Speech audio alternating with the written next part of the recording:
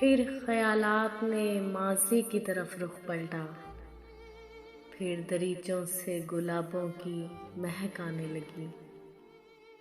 फिर वही जादुई चेहरे का फसू छाने लगा। लज़्ज़ते शौक़े तमन्ना का मज़ा आने लगा।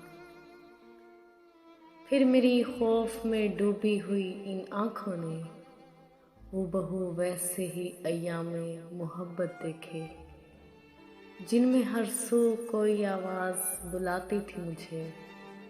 मैं किसी शख्स के सीने में धड़कता दिल था। हूबहू वैसे ही अय्यामे मोहब्बत देखे, जिनमें हर सू कोई आवाज़ बुलाती थी मुझे। मैं किसी शख्स के सीने में धड़कता दिल था। मैं ज़माने के तग़य्युर से बरी रहता था। मुझको गहराव में रखती थी किसी की बाहें। उस जादू बदन के सभी खालो खद, ज़िंदगी जीने के कितने ही बहाने थे कभी।